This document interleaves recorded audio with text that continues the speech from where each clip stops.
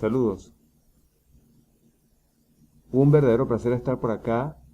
en esta oportunidad compartiendo este video inicial que nos aproxima a esta herramienta que estuvimos estudiando en el taller de biominería y que inicia el acercamiento a diferentes recursos, a diferentes conceptos que tienen que ver con este encuentro entre la biología y la informática para mm, analizar datos y hacer que ese análisis pues nos sea de utilidad en las labores que tienen que ver con nuestros posgrados o las diversas actividades académicas o incluso de laboratorio que cotidianamente desarrollamos. ¿Qué vamos a hacer? Pues bien, este recurso inicial abre varios esperemos, de los necesarios para que experimentemos en nuestras máquinas el uso de aquellas cosas que en el taller estuvimos observando. En principio, vamos a comentar que se han abierto cuentas tanto en el servidor del Césimo como en el servidor de acá de la UNED para que podamos experimentar del modo en que indicaremos en los mismos en videos que vamos a estar liberando, pues el modo de conectarnos a esos servidores y hacer uso de los recursos que están instalados allí. En principio, esta primera entrega va a revisar conceptos. Vamos a detenernos a mirar un poco lo que es esta estructura genérica digamos que se entiende en la actualidad para describir cómo se organiza un gen. Y espero que pasemos rápidamente al aspecto informático que eso, a que eso nos lleva, pues. Entonces, bueno, sin más preámbulos, pues hagamos la revisión del caso y avancemos. Bien, veíamos en el inicio del taller que, bueno, estamos interesados en la identificación de estructuras genéticas y en los posibles modos de regulación que pudiésemos asignar a esas estructuras valiéndonos de cosas como el procesamiento del lenguaje natural, el análisis de abstracts, incluso papers disponibles en sitios como PubMed, y por supuesto lo que corresponde a la descarga de los datos que nos permiten generalizar algún proceso de acercamiento relacionado con la minería de datos a esos datos y cómo conectar ese análisis de esas estructuras posibles en esos datos descargados con el conocimiento experto que puede estar disponible en sitios como PubMed al conectar de alguna manera esas estructuras con esas bases o digamos esas fuentes de información y ver qué resultados pues se pueden obtener. Eso fue lo que hicimos en el taller, mirar eso que acabo de mencionar con ejemplos concretos de cosas que se han desarrollado y la intención de estos videos es que digamos, el objetivo del taller, que es que ustedes mismos experimenten esas herramientas en sus computadores o en servidores en los cuales ustedes tengan el acceso apropiado, pues en esa experiencia, digamos, personal, terminemos desarrollando la habilidad, los conocimientos que tienen que ver con esto que hemos llamado biominería de datos. La presentación que vimos en ese entonces nos aproximó a eso, hablamos de ORFs, hablamos de transcritos, hablamos de patrones, hablamos de generación automática de reglas descriptoras de estructura. Allí decíamos, bueno, si tengo los datos y tengo conocimiento experto en los textos o el conocimiento que algún experto cercano puede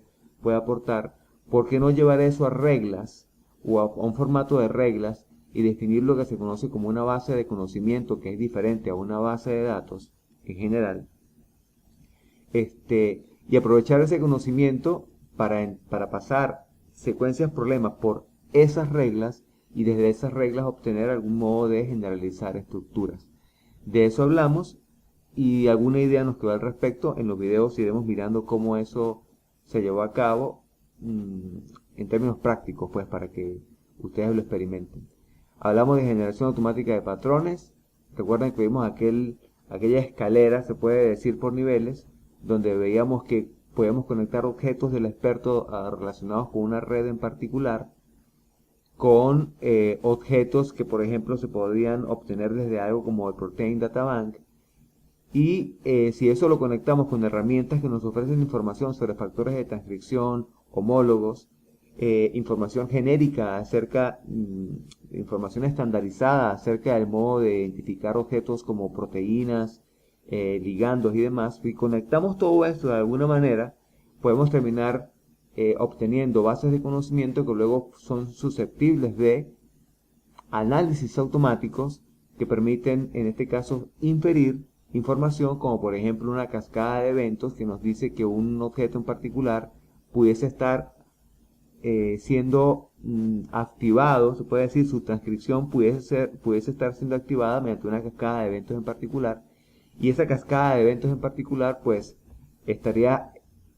o podría terminar relacionada con uno de los transcritos que en particular fueron propuestos a la hora de hacer el análisis estructural de una secuencia de problemas que hayamos estudiado.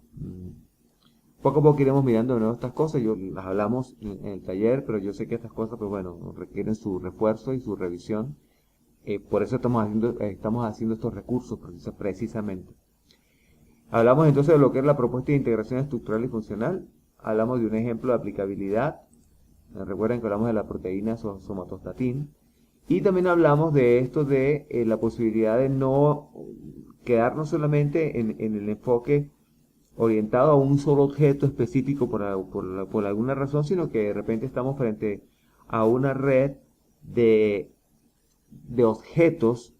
que interactúan de alguna manera, y es esa interacción, esa dinámica la que nos puede ofrecer esa base de conocimiento relacionada con aquella estructura que pudimos proponer, y de ese modo pues no solo quedarnos pues con un solo objeto en particular, sino con un modelo que incluye colecciones de objetos, y hablamos entonces ahora de una red que puede regular algún proceso o el comportamiento de un sistema biológico específico. Avanzo por aquí entonces. Quiero llevarlos rápidamente al gráfico que se ve aquí, porque pues es importante que nos detengamos en él para que pasemos rápidamente a lo que corresponde a los datos con los que vamos a estar haciendo esas tareas pendientes que nos darán digamos, la habilidad que, bueno, pues esperemos que desarrollemos en estos días por venir. Entonces, bueno, este es un paper que ya les fue enviado a sus correos en una carpeta compartida en el Drive, en este caso mi Drive en Google, y a donde quiero llevarlos ahora es a este lugar, ¿no? ¿Por qué los traigo aquí? Bueno, ustedes ya se imaginan, de esto estuvimos hablando en el taller. Quiero hacer una descripción lo más rápida posible de esto en los mejores términos informáticos que me sean posibles, de modo que podamos pensar entonces de manera, en términos computacionales, pues acerca de qué se puede hacer con una cosa como esta. Un gen puede ser visto como un vector. Acá vemos que hay como dos hilos punteados. Esos dos hilos punteados se refieren a las dos hebras que conforman al ADN.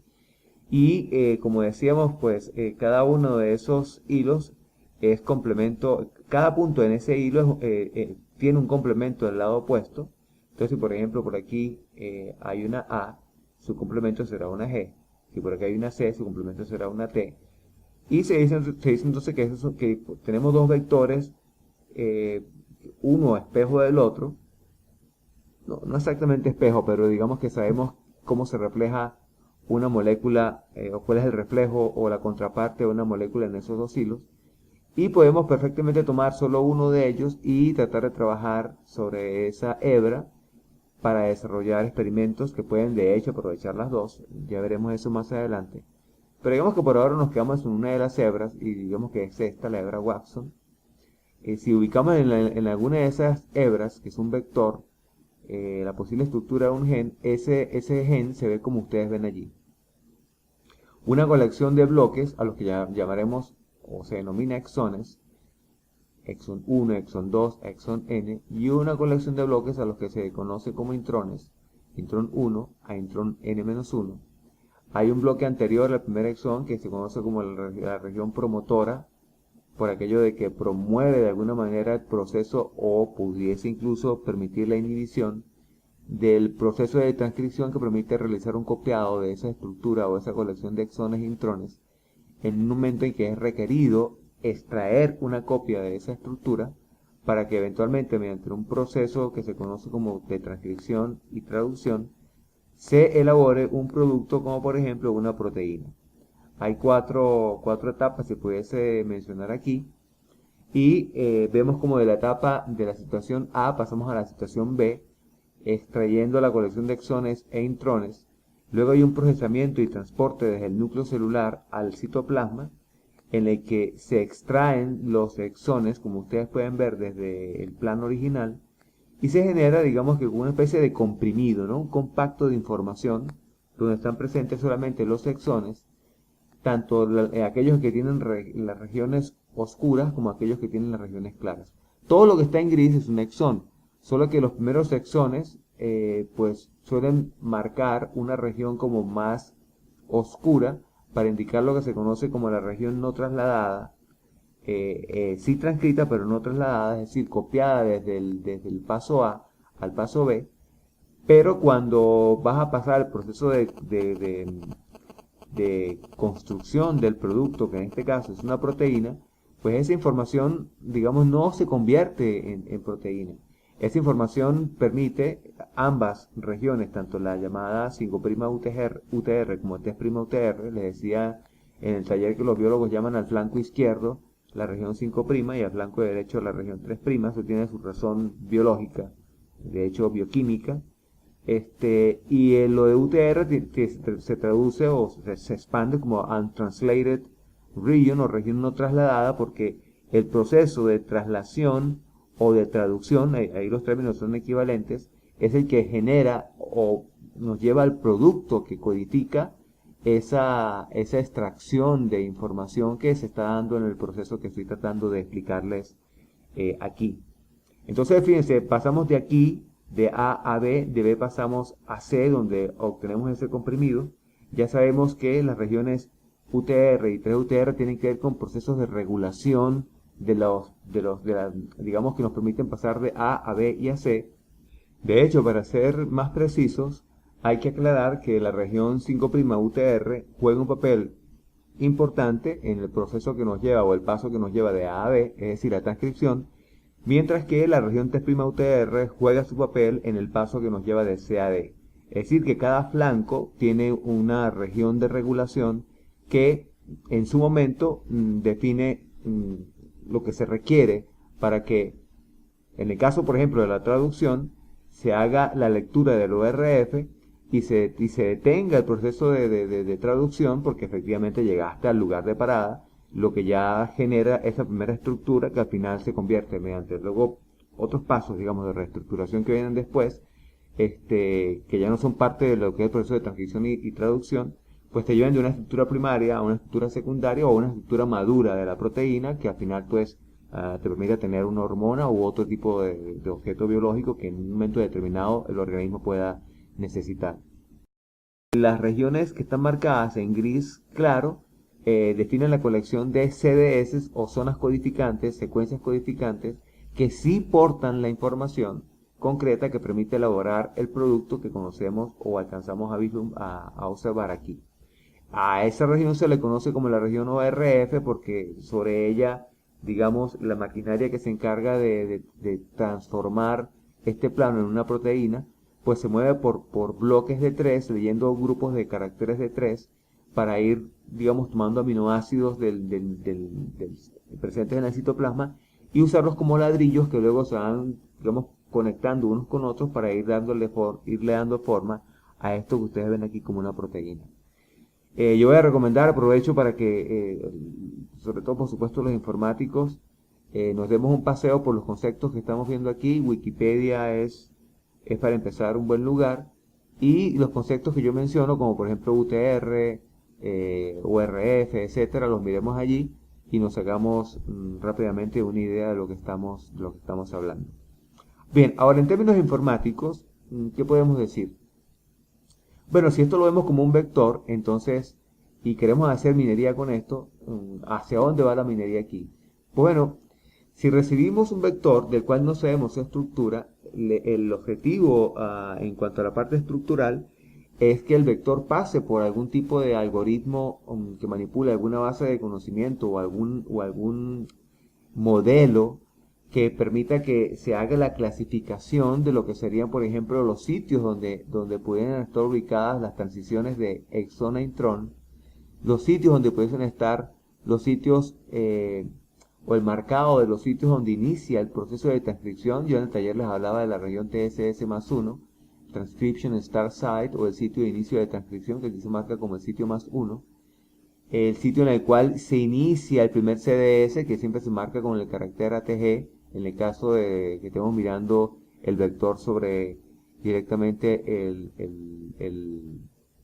el código genético, o si estamos hablando de la copia, entonces ahora hablamos aquí ya no de ADN, sino de ARN, y entonces hablaríamos de el inicio marcado como ATG o marcado como AUG, en un caso o en el otro. Nos interesa saber, por ejemplo, si es posible determinar algún modelo que me ayude a determinar los sitios donde termina el último CDS. Fíjense que acá hablé dónde estará el sitio donde empieza el primer CDS, dónde estará el sitio donde termina el último CDS, dónde estarán las transiciones que me llevan de exón a intrón. Fíjense, de exón a intrón, hablamos de las regiones las señales, perdón, GTAG. Y si yo, digamos, desarrollo de alguna manera algún modelo, empleando alguna máquina de aprendizaje, algún tipo de soporte que me permite identificar esos sitios, yo pasaría el vector por ese modelo, por esa máquina, ese algoritmo, y el algoritmo me volvería las coordenadas en el vector donde se ubican esos sitios de interés. Yo explicaba en ese entonces que si yo tomo esas coordenadas y las paso por un conjunto de restricciones biológicas que me dicen, por ejemplo, que todos los exones, perdón, que sí, que la colección de exones cuando las compactas debe darte, en este caso, algo como, bueno, en este caso no los exones necesariamente, pero, a ver, me estoy enredando ya aquí, si son los exones, no, los RFs. Si tú compactas todos los CDS por bloques de 3, o toma los bloques grises claros y los compactas, ese conjunto de cajas grises claras debería tener una longitud que es múltiplo de 3. Porque, como les explicaba, cuando se está generando el producto que corresponde a las proteínas, la maquinaria va leyendo por grupos de 3 y va coleccionando aminoácidos desde el citoplasma para ir construyendo la proteína. Entonces, el ORF debe ser múltiplo de 3 para que puedas tomar una cantidad, por supuesto, entera de bloques o aminoácidos y puedas construir la proteína que corresponde. Una vez visto esto, entonces podemos movernos a esta otra lámina para terminar de complementar esta aproximación informática a esto de analizar los sitios de interés. Fíjense que de la lámina anterior, del gráfico anterior, pasamos a este otro y seguimos viendo la estructura de los exones y los intrones. Ahora hablamos de las transiciones de exón a intrón, indicando sitios GT como par de caracteres regulares, y cuando vas de intrón a exón, indicamos que suelen estar presentes los caracteres AG como marcadores que van de la transición intrón a exón. Me muevo para acá porque hablamos de lo importante que es la región de flanqueo izquierdo 5', donde hay regularidades que permiten controlar de alguna manera el proceso de transcripción. También hay cosas similares a estas ahí de este lado, solo que en este caso no se están mostrando, que regulan el otro aspecto del proceso de biosíntesis de proteínas, que en este caso pues regulan lo que es el proceso de pasar, como dijimos, del ORF a la primera estructura de la proteína como parte del proceso de construcción de la misma. Ahora, ¿por qué nos movemos aquí? Porque aquí ya podemos empezar a hablar de conceptos. Por ejemplo, yo podría decir, podría estar interesado en construir mediante alguna técnica de minería o algún método de aprendizaje automático un concepto llamado de inicio, tal que cuando yo pasara un vector problema por ese concepto, por esa, digamos, ese conocimiento programado de alguna manera, pues ese concepto me dijese, sí, en este vector estoy viendo 3 sitios candidatos de inicio, y las coordenadas son estas. En este caso, un algoritmo hecho en Prolog te diría, tú preguntarías, ¿en este vector hay sitios de inicio? Y Prolog te diría, sí, y las coordenadas son estas 3.